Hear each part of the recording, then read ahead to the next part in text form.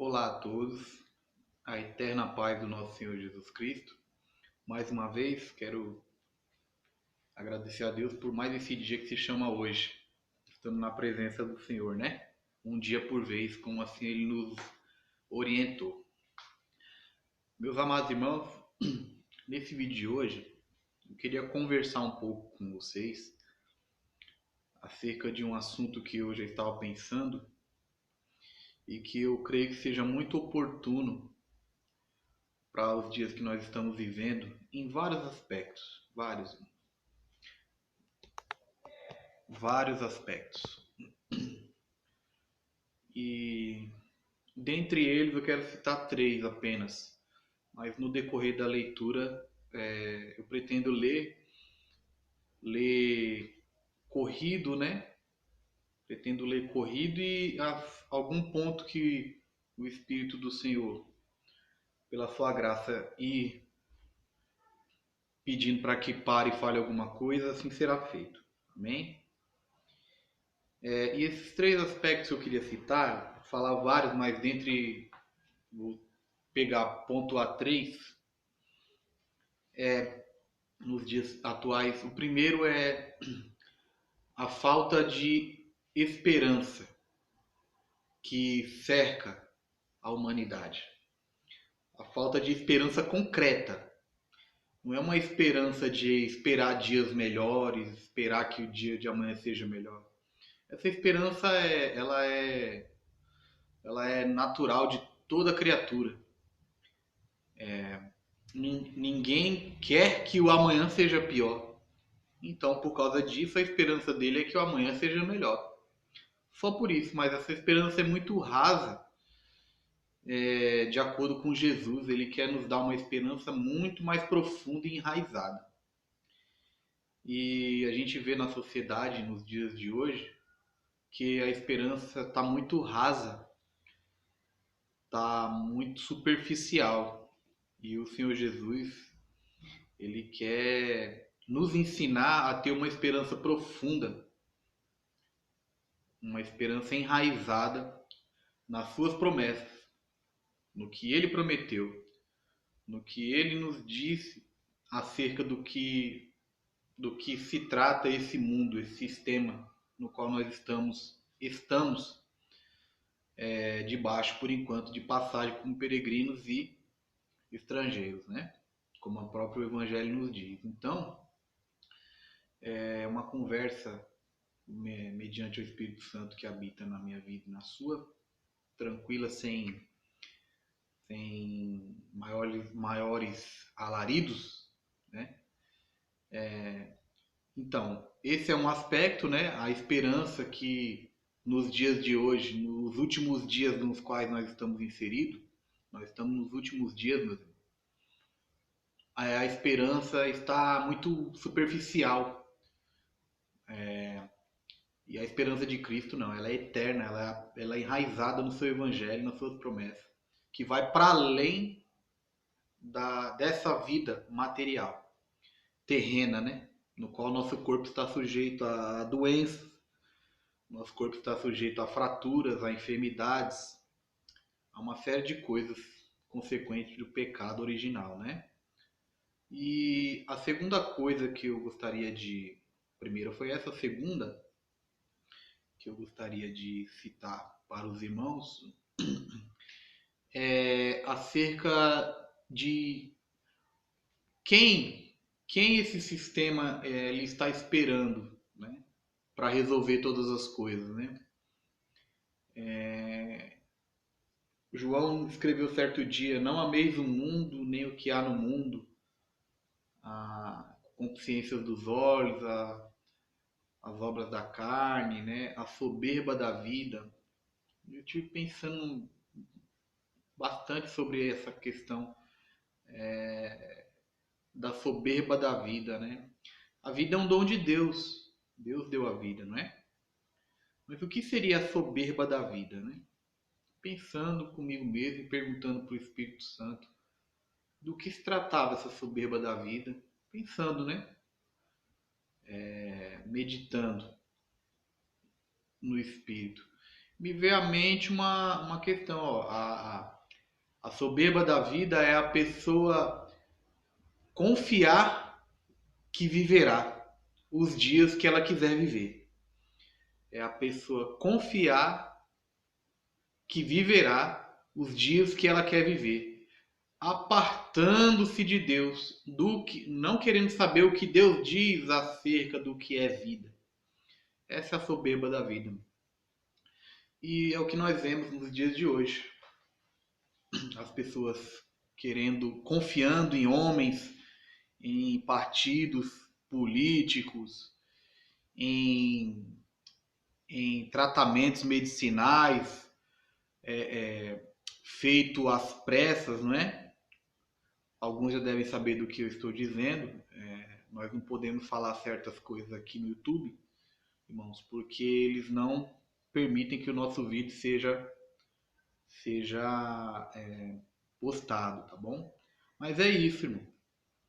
Sendo que o Senhor nos disse para que nós confiemos nele, em vida e na morte.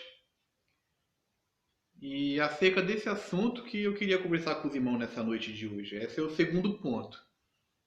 O terceiro ponto é a paz que excede todo o entendimento, que guarda o coração daquele que creu no Senhor Jesus Cristo. É uma paz, irmão, que ultrapassa qualquer entendimento. É incompreensível. Entendimento vem de compreender, compreensão. É uma paz que ninguém consegue compreender, nem a pessoa mesma que tem, tampouco terceiros conseguem. E essa paz que excede todo entendimento, de acordo com o Evangelho, guarda os nossos corações em Cristo Jesus. Né? Esses 3 pontos para usar como introdução. Amém? Vou estar lendo aqui a segunda carta do apóstolo Paulo aos Coríntios, irmão. Os irmãos que tiverem Bíblia e quiserem acompanhar a leitura, seria melhor, né? Seria bem melhor. Caso os irmãos não tenham, somente ouça, tá bom? Vou estar lendo para vocês.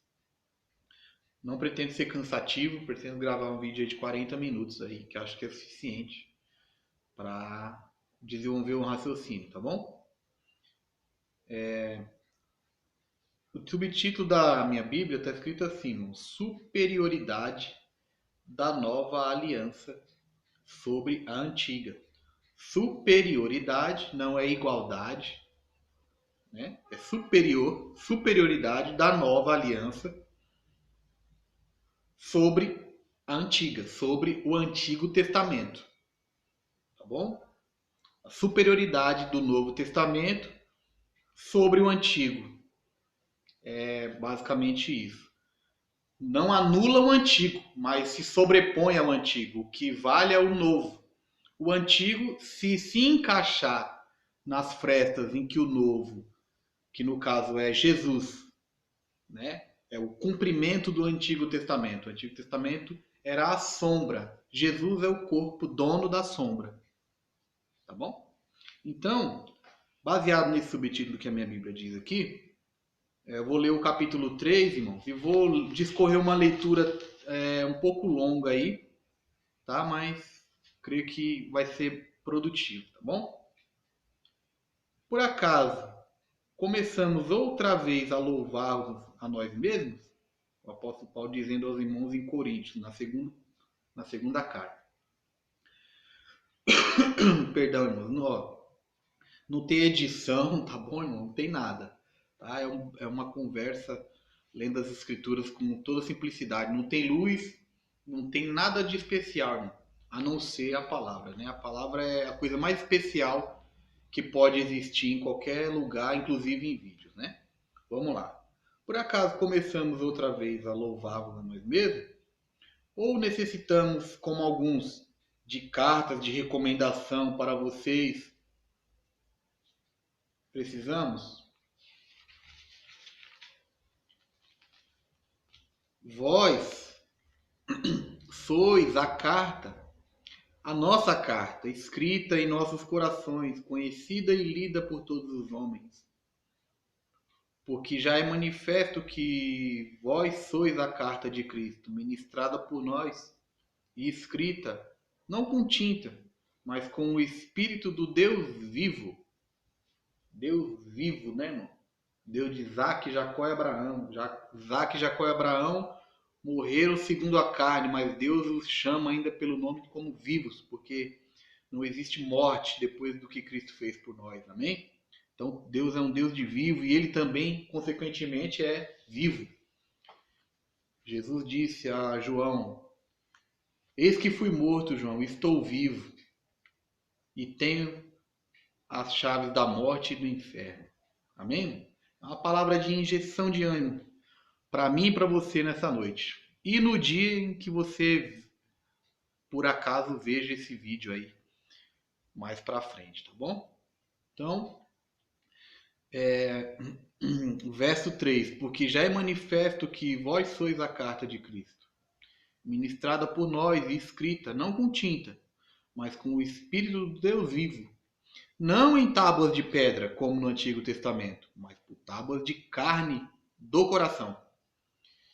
E é por Cristo que temos total confiança em Deus. É por causa do que ele fez na cruz do Calvário é que temos essa confiança, disse o apóstolo Paulo.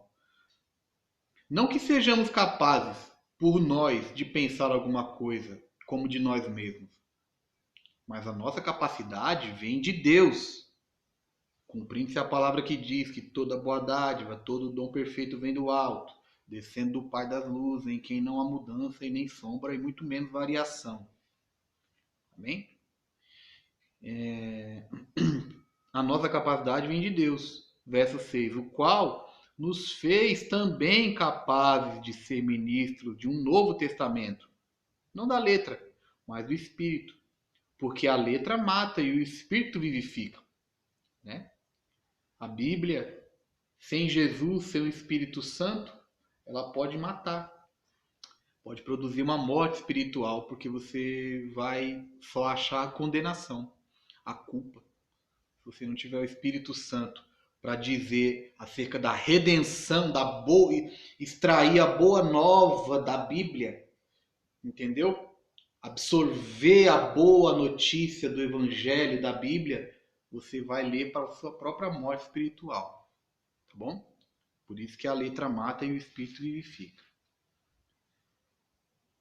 Louvado seja o nome do Senhor Jesus Cristo. E se o ministério da morte, gravado com letras em pedra, veio em glória, de maneira que os filhos de Israel não podiam fitar os olhos na face de Moisés, por causa da glória do seu rosto, a qual era transitória, era só uma passagem, era uma sombra, como não será de maior glória o ministério do Espírito? O ministério da letra teve glória. Imagina o do Espírito, que vivifica. Porque se o ministério da condenação foi glorioso, muito mais excederá em glória o ministério da justiça. Porque as leis eram para ser obedecidas na íntegra. Jesus disse: não passará um jota e nem um tio da lei, sem que tudo seja cumprido, sem que tudo seja consumado. E no Gólgota ele disse: pronto, está consumado. O fim da lei é Cristo, para a justiça de todo aquele que crê. Louvado seja o nome do Senhor. Isso tem um valor extraordinário, meu irmão. Compreender isso tem um valor extraordinário. Você passa a obedecer ao Evangelho por amor e gratidão, não mais com peso de culpa. Louvado seja o nome do Senhor Jesus Cristo. Né? É uma coisa magnífica, irmão. Compreender isso pela fé. Então, continuando, irmão. Verso 10. Porque também o que foi glorificado nessa parte não foi glorificado por causa da excelente glória. Porque se o que era transitório foi para a glória, muito mais é em glória o que permanece. Tendo, pois, tal esperança, usamos de muita ousadia no falar, né? É uma ousadia confiante no que Cristo fez por nós, né? É uma alegria, uma ousadia alegre, não jactante, não soberba, não se gloriando, mas apegando-se no que Cristo fez, o tão maravilhoso sacrifício voluntário que o Senhor Jesus fez por nós no Gólgota, tá bom? Louvado seja o nome do Senhor Jesus por isso, meu querido. Continuando. E não somos como Moisés, que punha um véu sobre a sua face, para que os filhos de Israel não olhassem firmemente para o fim daquilo que era transitório. Mas os seus sentidos foram endurecidos, porque até hoje o mesmo véu está por levantar na lição do Velho Testamento, o qual foi por Cristo abolido. Então, as pessoas que não aceitaram o sacrifício de Jesus na cruz do Calvário, eles ainda andam com a Torá, com o Velho Testamento, né? Na sua maioria, os judeus, né? Do Oriente Médio, né? E também, infelizmente, no Ocidente, no nosso país também, há muitas linhas de pensamento que não entendem que o Antigo Testamento era a sombra do corpo que é Jesus. Então, eles até hoje, né, estão com o véu coberto, como no Antigo Testamento, né? Os sentidos deles foram endurecidos, porque até hoje o mesmo véu está por levantar na lição do Antigo Testamento, o qual foi por Cristo abolido. O que significa abolir? Abolir é abolição, é acabar com a função. Acabou. Nova aliança, novo testamento, irmão. Louvado seja o nome do Senhor Jesus. E para que você lê o Antigo Testamento? Se você lê o Antigo Testamento com Jesus Cristo, que é o consumador, né? O escrito de dívida que nos era contrária, ele rasgou-a encravando-a na cruz. Se você for com ele para o Antigo Testamento, você vai com alegria. Você vai com gratidão. Você vai com o Espírito que vivifica. Né? Se você lê o Antigo Testamento sem Jesus como o seu justificador, porque obedeceu toda a justa justiça da lei, como seu redentor, aquele que pagou o resgate, te resgatou do cativeiro da lei, e como seu salvador, você só vai encontrar morte. Entende? E Jesus não veio para matar as almas dos homens, veio para salvá-las. Né? Certo dia, um dos discípulos, se eu não me engano, foi o irmão João.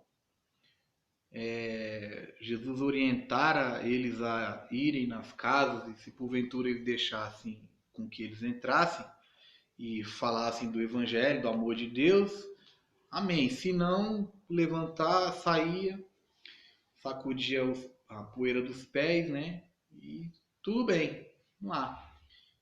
Um dos discípulos, se eu não me engano, foi o irmão João, se não tiver memória, minha memória não é muito boa, mas um dos discípulos disseram, mestre, eis que eles não quiseram ouvir as boas novas, né? Quer que desçamos, quer que façamos, veja bem, o que a gente fala às vezes sem entender o que Jesus veio fazer, né? Apesar de estar andando com ele às vezes, né? Aí ele falou assim, quer que façamos descer fogo do céu como fez Elias e os consuma? Aí Jesus falou,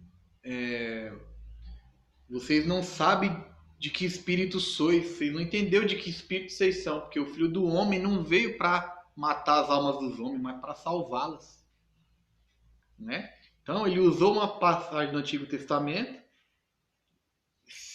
usando como justificativa para fazer uma coisa que ele entendia por certo. Só que ele estava ali falando com o próprio consumador do Antigo Testamento, o corpo, dono do Antigo Testamento, que era sombra das coisas que viriam futuramente. E o dono do antigo, do novo, do céu, da terra e de tudo que existe, diz para ele: vocês não entendeu ainda de que espírito vocês são. Vocês precisam entender. Porque o Filho do Homem não veio matar, veio salvar. Entende, irmão? Que o Antigo Testamento tem que ser manuseado com Jesus como uma chave mestra.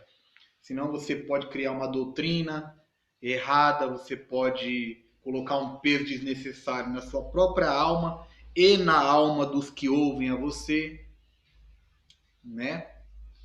E é isso. O único peso que o cristão carrega é a cruz, a sua cruz. Cada um tem a sua cruz. Jesus disse: aquele que quiser vir após mim, que negue-se a si mesmo, tome a sua cruz e me siga, né? Então a cruz é diária, é negar a si mesmo diariamente, né? É renunciar às coisas que sabemos que desagrada a Deus diariamente, né? É o único peso que nós carregamos, é matar o nosso velho eu todos os dias, né? Esse é o único assassinato que Deus permite, é que nós matemos o nosso velho homem todo dia. Engrandecido seja o nome do Senhor Jesus, né?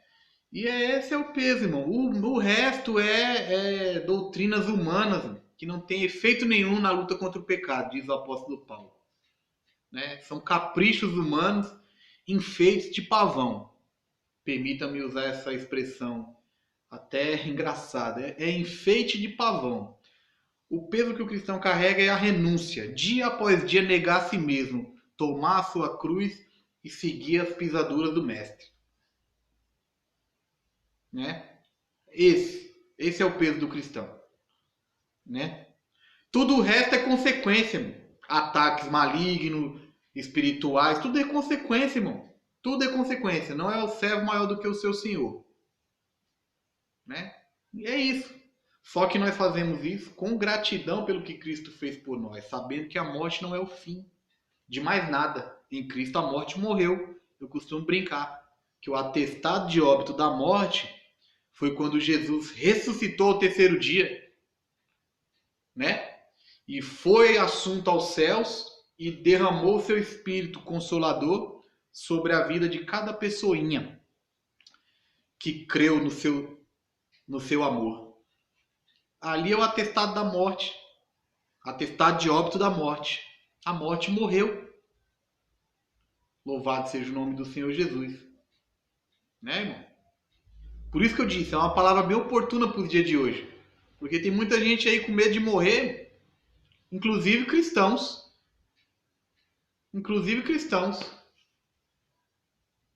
né? Sempre a gente fala, Jesus disse, aquele que crê em mim, ainda que esteja morto, viverá. Mas é a hora da gente praticar isso aí, irmão. É hora da gente segurar isso aí pela fé. Não só falar, recitar, falar o versículo, o capítulo. Não, irmão. É viver dessa maneira, não tentando a Deus. Obviamente, né? Quando a gente aprende o evangelho, a gente sabe o equilíbrio entre tentar a Deus e não ter medo da morte, né? É isso, irmão. Então, dando sequência na leitura, só para fazer esse parênteses aí, né? Foi por Cristo abolido. Verso 15. E até hoje, quando é lido Moisés, o véu está posto sobre o coração deles. O véu foi rasgado de alto a baixo na crucificação de Jesus, né? Temos um livre acesso por meio do sangue de Jesus ao trono do Pai.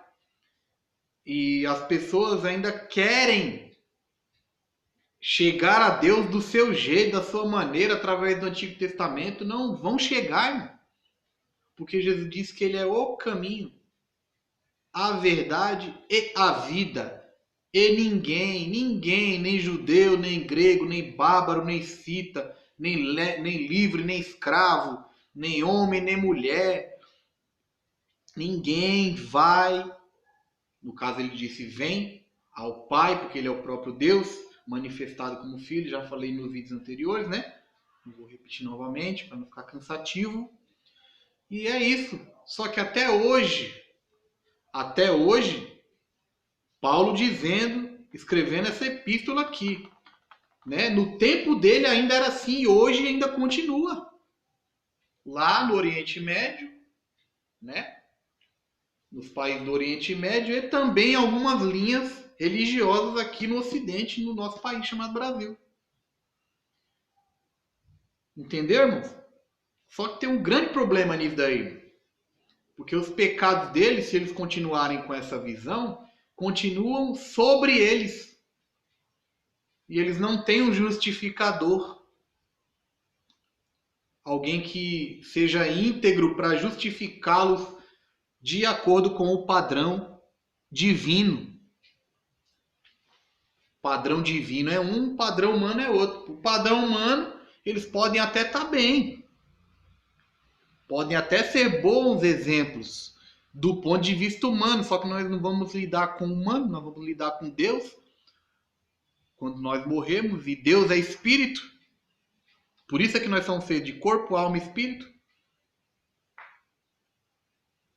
Então, meu irmão e minha irmã querida, se você tiver ainda com esse pensamento de que obedecendo as coisas da lei você chegará a Deus, joga isso tudo fora, querido. Procure a Jesus, aquele que cumpriu toda a lei.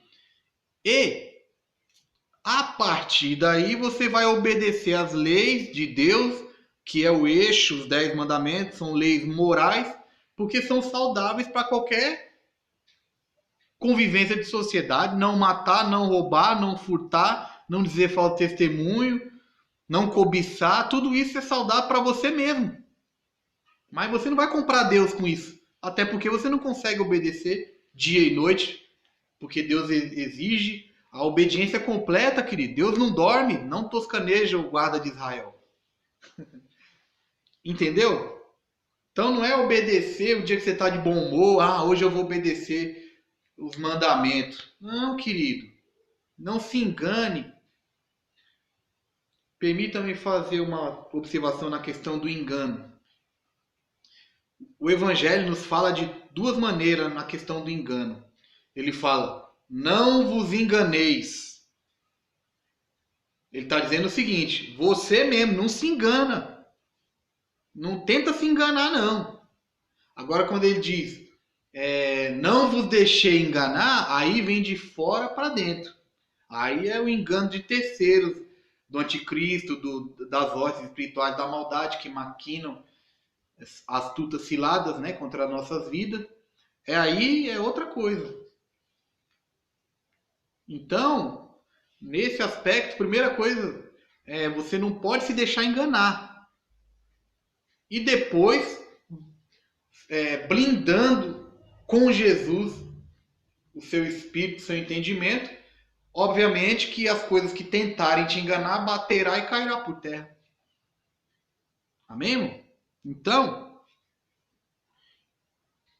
Paulo diz que até hoje, até quando ele escreveu, quando é lido Moisés, ou seja, lido a lei, o véu está posto sobre o coração deles. Mas, quando se converterem ao Senhor, então o véu se tirará. quando se converterem ao Senhor, que é Jesus, né? O véu se tirará. Ora, o Senhor é Espírito. E onde está o Espírito do Senhor, aí há liberdade, né? Deus é Espírito. Jesus falou para aquela mulher na beira do poço. Ela falou assim: Senhor, uns dizem que é o lugar de adorar a Deus é aqui. Os judeus dizem que é lá. Os outros dizem que é não sei aonde, né? Aqui é o lugar, porque aqui é o poço de Jacó. Jacó veio aqui. Jesus falou: mulher, vem a hora, e já chegou. Vem a hora e já chegou. Por quê? Porque eu sou o corpo, dono da sombra, que eles leem lá. Gênesis, Êxodo, Levítico, Número, Deuteronômio. Todo o Antigo Testamento é a sombra. E eu sou o dono do corpo, o dono da sombra. Vem a hora vem e chegou, em que os verdadeiros adoradores adorarão o Pai em espírito, não em lugar. Em espírito, em qualquer lugar.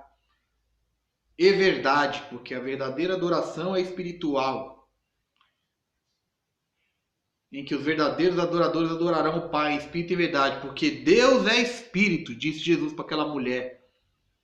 E Paulo está repetindo aqui aos Coríntios: o Senhor é espírito, e onde há o espírito do Senhor há liberdade. E Jesus disse para aquela mulher: Deus é espírito, mulher. Consequentemente, é necessário que os que o adorem espiritualmente, que é a verdadeira adoração. Se eles adorarem espiritualmente a Deus com a consciência de que Ele é Espírito aqui na beira desse poço, Deus aceitará de qualquer forma. Se eles adorarem a Deus que é Espírito com a consciência de que Ele é Espírito e não está preso ao espaço-tempo, né? Sabendo que Ele é livre, o Espírito Santo é livre, né? Ele pode adorar lá no Templo de Jerusalém, na sinagoga, onde quer que seja. Louvado seja o nome do Senhor. Porque o Espírito é livre e propõe liberdade. E Jesus disse lá na frente: se o Filho vos libertar, verdadeiramente sereis livres. Percebe? Como a Escritura, com Jesus você anda na Escritura inteira. Você anda no Antigo Testamento, no Novo, anda no vale da sombra da morte e não temerá mal nenhum, porque Ele está conosco. Entendeu, meus amados irmãos? E aí, o verso 18. Mas todos nós, com o rosto descoberto, refletindo como um espelho a glória do Senhor, somos transformados de glória em glória, na mesma imagem, como pelo Espírito do Senhor. Dia após dia, aprendendo e andando com Jesus, vamos sendo transformados de glória em glória, dia após dia, até que esse corpo vá ao pó. E isto que é corruptível se revestirá de incorruptibilidade, isto que é mortal se revestirá de imortalidade. Aí sim, disse Paulo, cumprir-se-á a palavra que diz: tragada foi a morte pela vitória. Onde está a morte, a tua vitória? É a pergunta que o apóstolo Paulo faz para a morte. Quando isso que é mortal se revestir de imortalidade, isso que é corruptível se revestir de incorruptibilidade, ele cumpriu-se a palavra que diz que a morte foi tragada pela vitória, e ele vai fazer uma pergunta para a morte, você também pode fazer, e eu. Onde está a morte, a tua vitória? Onde está a morte, o teu aguilhão? O aguilhão é uma ferramenta pontiaguda para ferir. O aguilhão da morte é o pecado. A ferramenta da morte, o aguilhão dela é o pecado. O pecado nos fere, né? fere o calcanhar. Não é verdade? Então, o aguilhão da morte é o pecado. E a força do pecado é o quê? A lei, que constava em ordenanças que era contrária a nós e que Cristo obedeceu-as e encravou-a na cruz e disse: Tetelestai, está cumprido, está consumado. Todo aquele que crê lhe é imputado justiça, não é mais injusto diante de Deus, porque a justiça de Cristo está sobre ele. Onde está a morte, a tua vitória? Onde está a morte, o teu aguilhão? O aguilhão da morte é o pecado e a força do pecado é a lei. Mas graças a Deus que nos dá a vitória. É dado de graça. Graças a Deus que nos dá a vitória. Em Cristo Jesus, nosso Senhor. Porque a lei do Espírito da vida nos livrou da lei do pecado e, consequentemente, da morte, porque o salário do pecado é a morte, mas o dom gratuito de Deus é a vida eterna, que está em Cristo Jesus, o meu e o seu Senhor. Entende, meu amado irmão e minha amada irmã? Então, irmão, eu quero pular aqui só para a gente finalizar essa questão, para encorajar a mim e a você em tempos tão amedrontantes. Nós ligamos a televisão a medo. Nós saímos na rua a pavor. Pessoas olhando para você como você fosse uma ameaça. Principalmente se você não tiver com uma máscara. Louvado seja o nome do Senhor Jesus Cristo.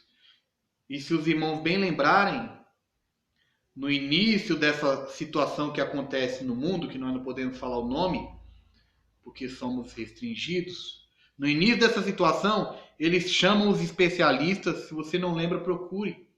E eles dizem, não é qualquer máscara que pode conter esse problema. Tem que ser uma máscara assim, assado, de 5, 6 camadas. Hoje em dia você pode amarrar até uma meia na cara que é válido. Então, irmão, entenda o mundo que você vive.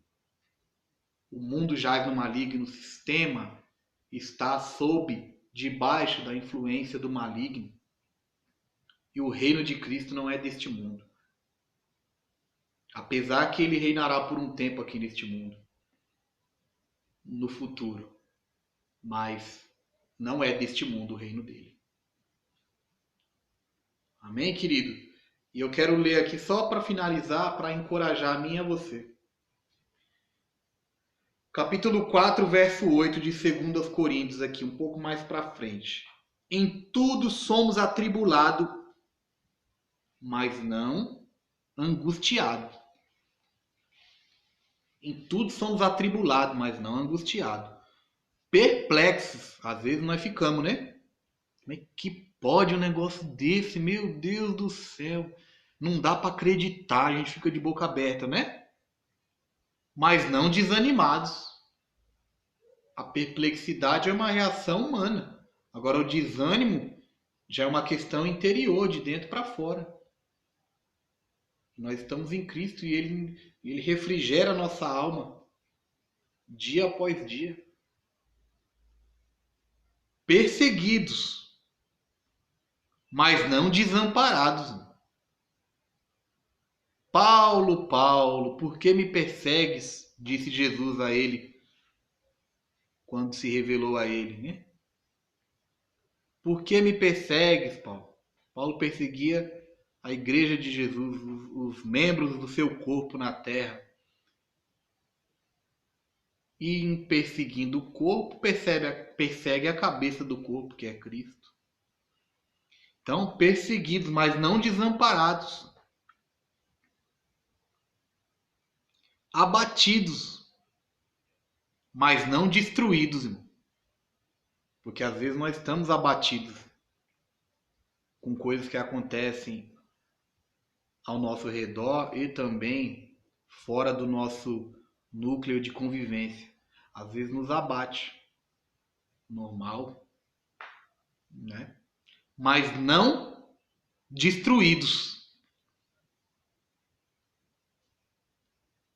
Trazendo sempre, por toda a parte, a mortificação do Senhor Jesus no nosso corpo, para que a vida de Jesus se manifeste também nos nossos corpos.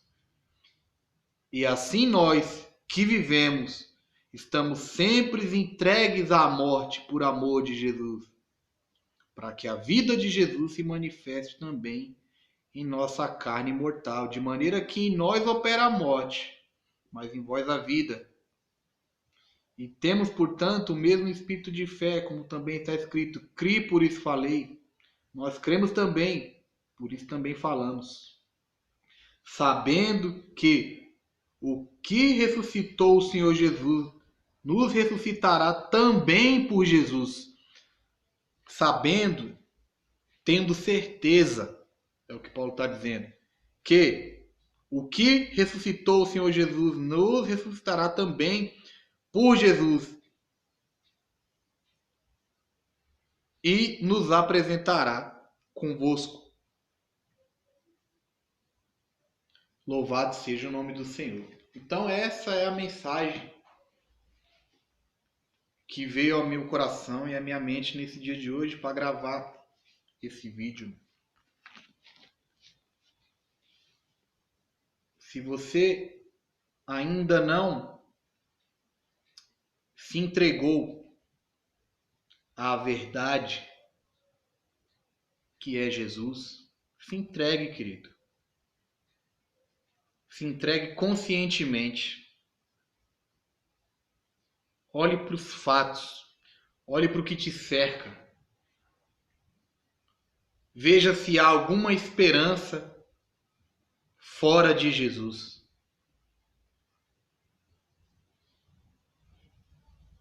Olhe para a sua própria vida.